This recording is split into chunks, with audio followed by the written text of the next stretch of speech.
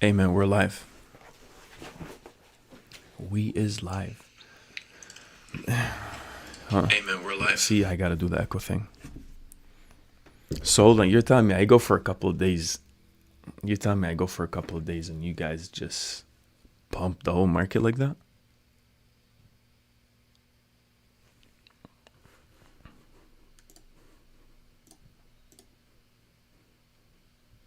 Hold up, I don't even have your mic set up. Hold up. I think you're sharing this too. Oh, I don't No, know. we're good to go. Boom. There we go. Can you hear me now? Yeah. You should be good to go. Hello? Yeah, guys, look, the market's up 5%. So, hey, 100x leverage guaranteed to the moon, straight line up forever. That's it? Um, yeah, well, look, man, I gotta, address something with you. I got an axe to grind. Go ahead. What's up with this title, man? I was telling you, hey, man, this title, it's too much. I don't know what you're talking about, to be For the honest. live stream, you're saying bull run is back, baby. What are I you did trying? not. Okay, let's just clarify something quick here, guys. This was not my You guys decision. knew. You Totally. guys know who the shill is in this channel. You know exactly what. No one's gonna believe you. I Actually, no fought one. you on this. I fought you on Whatever, this. man. And, Um. yeah. So what's going on, man? I went for 2 days. What are we seeing here? We're seeing Bitcoin is. So guys, obviously the title is kind of off, and I blame Brendan for this 100%. I will defend the title. Sure. Bitcoin is up 3%. Ethereum is up 4%. I'm seeing a lot of green.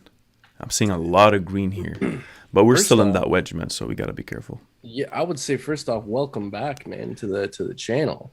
Appreciate it. You were off in France, I believe, and That I think I'm have you expanding back? my horizon here, man. I'm going to other places. I can't disclose, but I know people that know people, and that's where Right, I'm keeping this at. And they've been right. telling me some good things, to be honest. So I just gotta, get in tune with the market now and try to see where we're heading to next. But it's I looking feel you. interesting, man. It's looking Yeah. very interesting.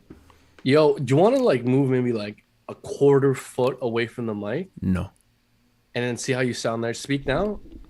we're good to go. That sounds slightly better. Yeah, it just sounded like you were a bit too close, like when you're on speaker and you're just too close to the mic and it's very loud. It's all good, man. You don't have to call me out. No, no, it's a lot better now, actually. All right. So I don't know if you see the chat here, man, but there's a lot of people excited about hamster coin. Look, guys, if you want to shill, but if you spam the chat, we will ban you. So just chillax, and if not, we're gonna ban you. So, So let's get um, straight to the point here, man. yeah, man, let's get to the point here. Update me on the market.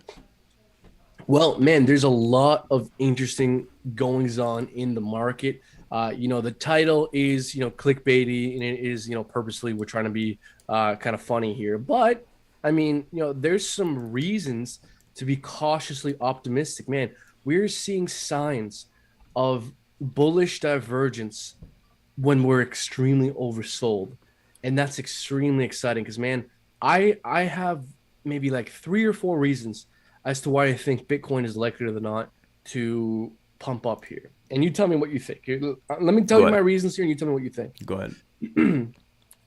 We had a substantial move to the downside. And even if we're entering a bear market, I think a relief rally is long overdue. So that's kind of reason number one. Makes sense, doesn't it? It Relief does. rally? Yeah, my bad. Did you hear? What was the Not really. last? Last thing we heard here on this chat was you saying you got a couple reasons to why this is happening. And you asked if a relief rally is something that's out of the ordinary. And I'm saying it's not a radical idea. Even if you have, quote unquote bear market, a relief rally is still granted. So in the short term, I still think Bitcoin can still push up. Obviously, we're still in that wedge. But just looking at the 4 hour, for first time right now, we're seeing a bit of retracement. Ever since we started dropping here, May 12th, yeah, we didn't really go above the 55 EMA. And right now, we actually just peaked above it. Is it the same scenario we're having over here? I don't think so. I think we're gonna come back down to retest it. So Bitcoin could come back down to 37,300. But yeah, it's going to be the third time we're going to hit this resistance over here, and we'll see if this will be broken or not. So I don't think Yes. it's really that much of a radical idea having a relief rally, no.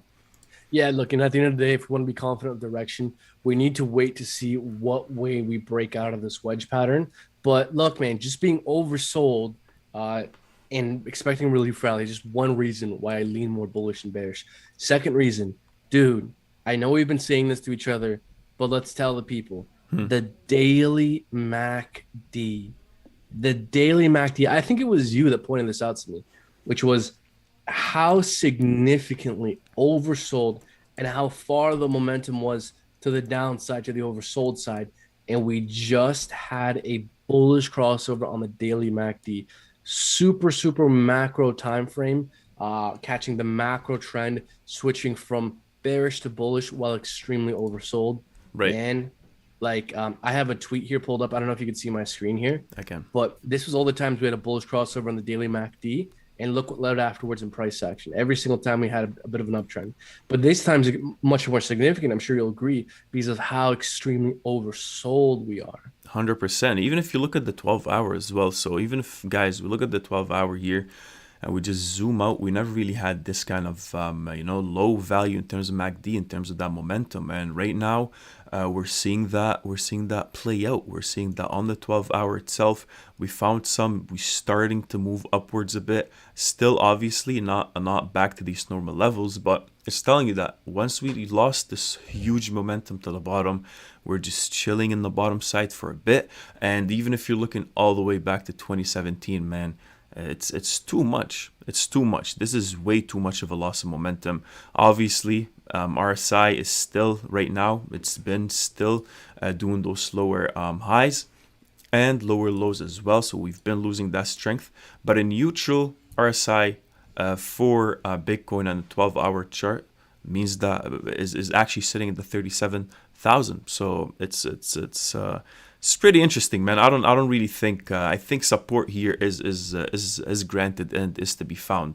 Now the main question is, are we gonna break above this or no? So Yes, that is quite a significant question. And look, man, where I'm sitting right now is we could find rejection at any point here, and I don't think it's anything to be panicked over. I don't think it's anything surprising because with the amount of resistance that's above us, there's endless ways, endless indicators to describe how we're bearish and how there's resistance above us. That's obvious, right? right, So we can find rejection all live long day, but in my opinion here, the key thing is just continually putting in these higher lows. Because as long as we keep putting in higher lows, then any rejection doesn't matter. Because if we keep, testing resistance, but we put in these higher lows, well, the more times the more times we test something, the likelier we are to break through it. So, yeah, man, right. look, if we have a bullish crossover, sorry, if we have a bullish breakout from this wedge and we go to 42K and find rejection, maybe fall back down to kind of 36,000, 37,000, I don't think it's the end of the world. As long as we keep putting in these higher lows, these rejections don't really concern me. I don't know about you. Yeah, no, 100%. You'll see that too on the daily chart. You see a lot of indecisiveness. Like you'll see every time. But obviously, on May 30th, we're seeing that buyers are slowly creeping in. But still, and I think someone actually brought it up at one point. I don't know where I heard it exactly, but it looks like it's a bearish market with bull horns or whatever that is. So it's there.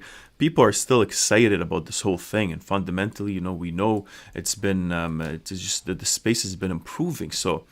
Yeah, no, now today looks like it's a pretty good day. It looks like the bulls are in control. We're clearly pushing, and yeah, we saw signs here a couple of days ago. We went on a live stream as well. We said that, yeah, sure, like right now, obviously we're stuck in this wedge, but we need to see right now above us. We're seeing that retracement closer to the 38,000. So sure, are we gonna break above it today? We're not sure.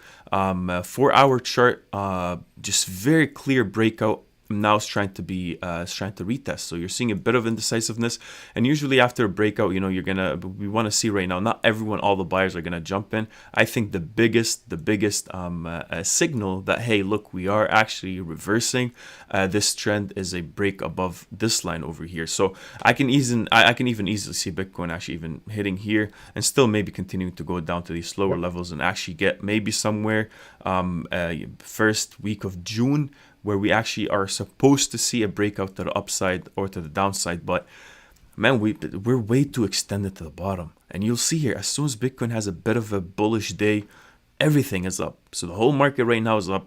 Obviously, we see the next maybe half a day or so, we're going to see even more resistance. Looks like right now we broke above the 55 EMA.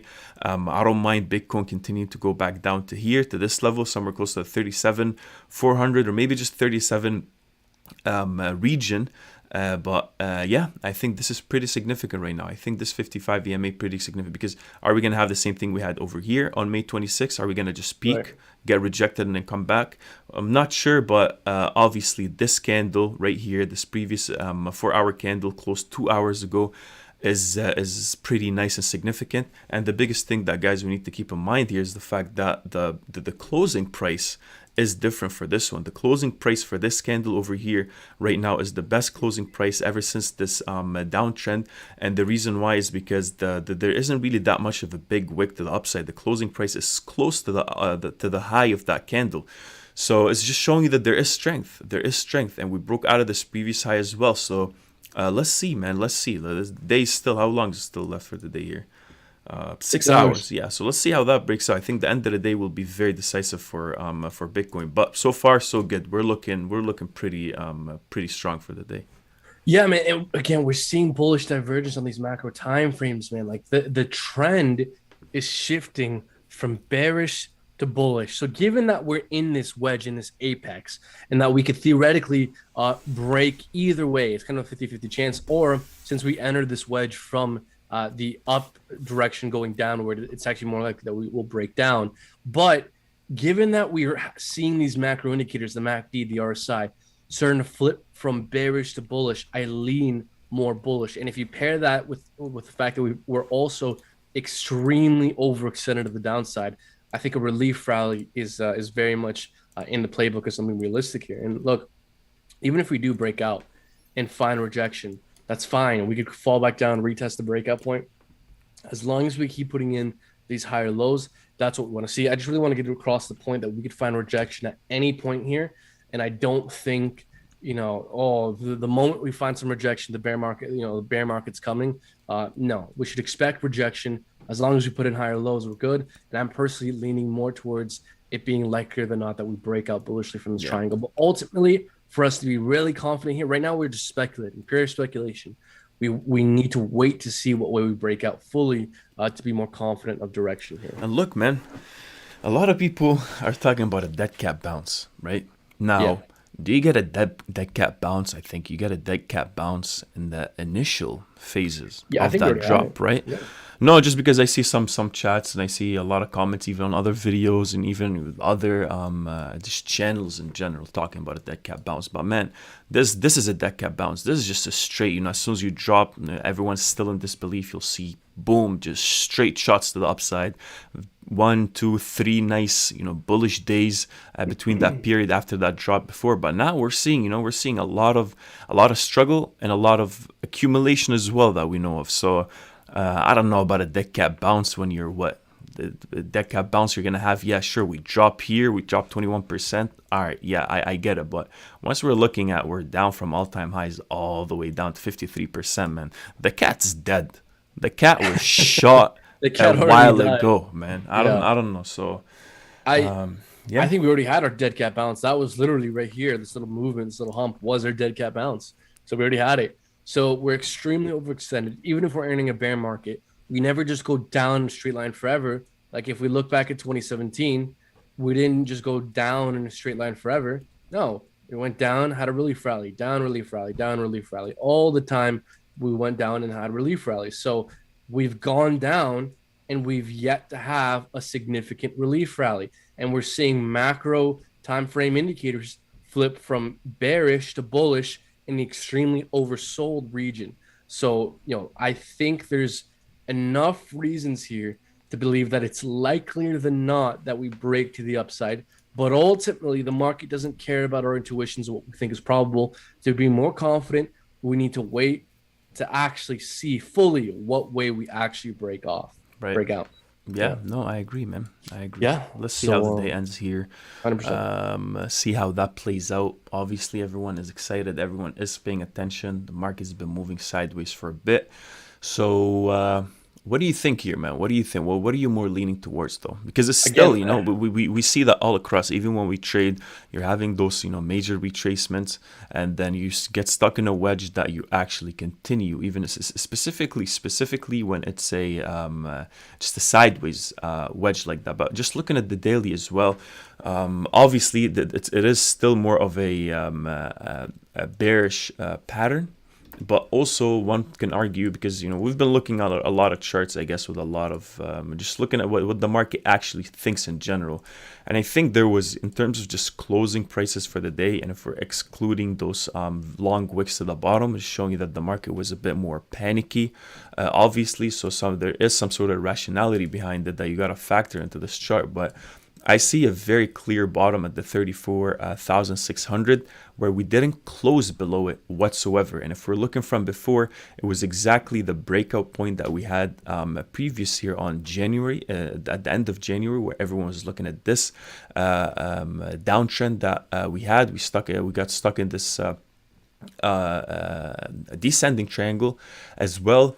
So right now, even if you're just excluding those bottom wicks and you're just thinking, you know what, this could be something like this as well. Is the market looking at the same thing? Is this more of a descending triangle after a drop that we're going to break out of? Or is it more of a descending, or is it more of an actual wick? Sorry, not a wick, an actual wedge that we're stuck somewhere here if you actually take into account this. So there is, the market is obviously polarized, guys. There's so many ways you can draw these lines, obviously. And I see one of the comments saying, obviously, depending on whatever your mindset is, if you actually want it to, if you're more bullish, if you are, so you're more biased in your chart, 100%. But that's the thing, you want to see what are the possible, because the market moves in those patterns, and we know that.